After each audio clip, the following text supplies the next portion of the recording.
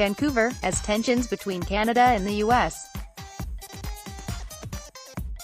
have risen in recent months. A quieter, slower-burning conflict has been developing along the border. Canadians associated with the cannabis industry, even if they have never used the drug, can be banned for life from America. Despite Washington state legalizing cannabis within state boundaries, the border is under federal jurisdiction. And since cannabis, along with drugs such as heroin and cocaine, is a Schedule I substance, past or current association with the drug is considered a federal crime in the U.S. Jay Evans, CEO of Kierton Inc., an equipment manufacturer, was recently given a lifetime ban on entering the United States when border guards discovered some of his machines are used by cannabis producers. Experts say an increasing number of Canadians involved in the cannabis economy are learning the same lesson the hard way. Jennifer Gauthier, Star Metro. Canadians involved in the cannabis economy are finding themselves hit with lifetime bans on entry to the U.S. for violating federal drug law. Immigration lawyers and policy experts say there is little hope of the situation improving. Elaine Thompson, The Associated Press. In addition to those who have used marijuana, Canadians who are involved with the cannabis economy have been labeled inadmissible because they are considered to be living off the profits of the drug trade. Once banned for life, they must seek legal waivers from an immigration lawyer, good for between 1 and 5 years, for the rest of their lives when they wish to cross the border. A Bureau of International Narcotics and Law Enforcement Affairs press officer for the U.S. State Department told the Star via email that admission requirements into the United States will not change due to Canada's legalization of cannabis. Plain, Wash-based immigration lawyer Len Saunders said he hears from Canadians seeking waivers for inadmissibility because of cannabis at least once or twice a week, up from 1 or 2 cases per year 15 years ago. Article continued below. Because, how are you getting paid? Saunders asked. You're getting paid by your Canadian company which is making money through marijuana. Read more. Opinion. Without amnesty for pot convictions, legalization is a half-measure system for enforcing legalized recreational marijuana remains hazy in British Columbia. Canada's marijuana industry looks abroad for growth, and it's not just dispensary workers, cannabis growers and cannabis users who are being denied entry. Jay Evans, CEO of agricultural equipment manufacturer Kierton Inc., was crossing into the U.S. in early April along with 2 employees, both engineers with Nexus passes and spotless criminal records. Article continued below. They'd intended to meet with an American company to begin design work on a new machine that would streamline labor costs for cannabis producers. We had not yet designed the product, we had not yet marketed the product, and we'd not yet sold the product, Evans said in an interview.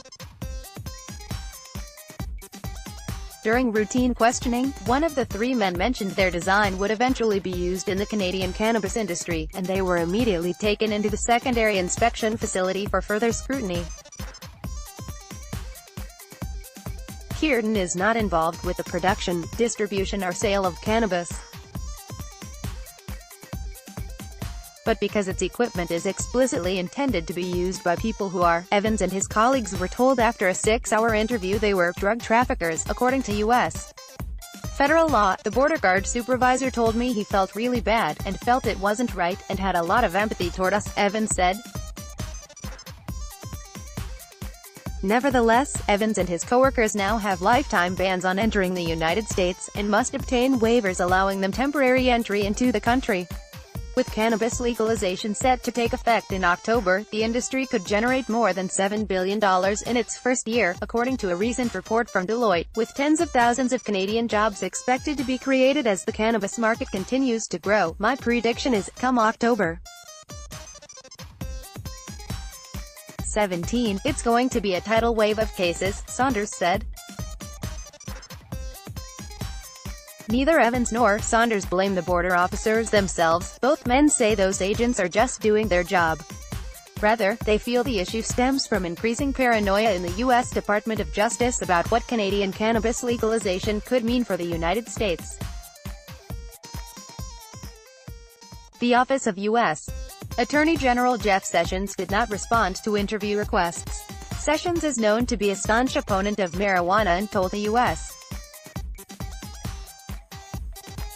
Senate committee hearing in April 2016, "We need grown-ups in charge in Washington to say marijuana is not the kind of thing that ought to be legalized, it ought not to be minimized, that it's in fact a very real danger." The offices of attorneys general for the states of Washington, Maine and Vermont, the three border states that have legalized cannabis, refused to comment, directing the star to the Department of Justice.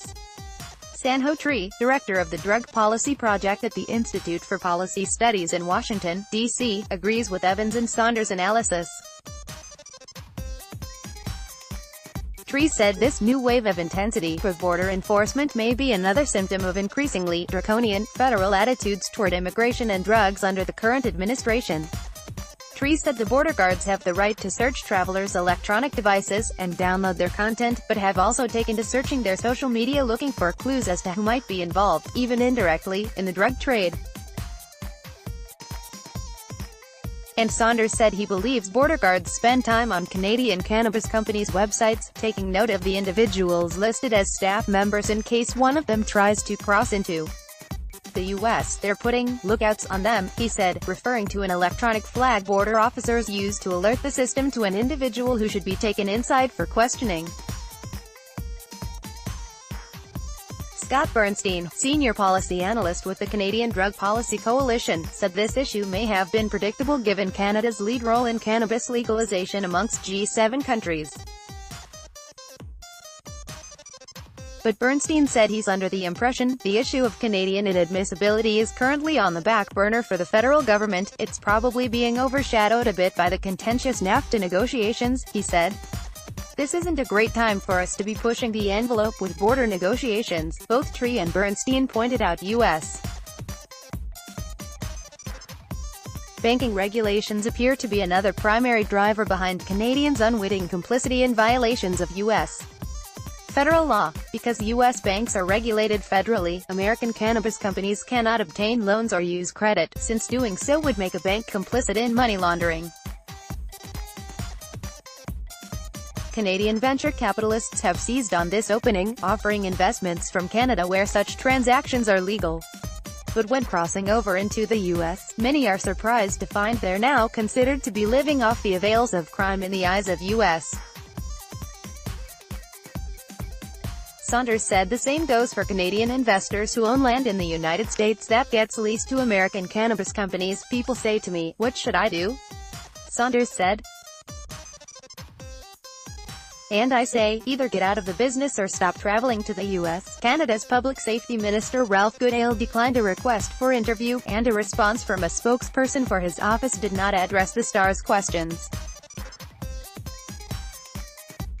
BC's Public Safety Minister Mike Farnworth likewise declined a request for interview, but a spokesperson told the Star in an email that concerns regarding border crossing have been brought to the attention of the U.S.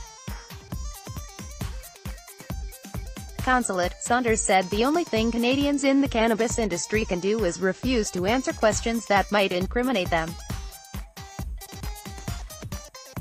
Doing so may get them turned around at the border, he said, and their file will be marked with a lookout, alerting officers to the traveler's unwillingness to cooperate. But lying to a federal officer will earn a lifetime ban, as will admitting the truth. Instead, Saunders suggested staying quiet, and revoking the request to enter the U.S. "The worst that can happen if you shut up is a simple denied entry," he said. Although in Saunders' view, this problem is not going away. It's going to happen even more, and especially now that they're going after business travelers. It's going to be the Wild West at the border, he said. It's going to be crazy. Perrin Grauer is a Vancouver-based reporter covering Canada's drug economy. Follow him on Twitter, @PerrinGrauer.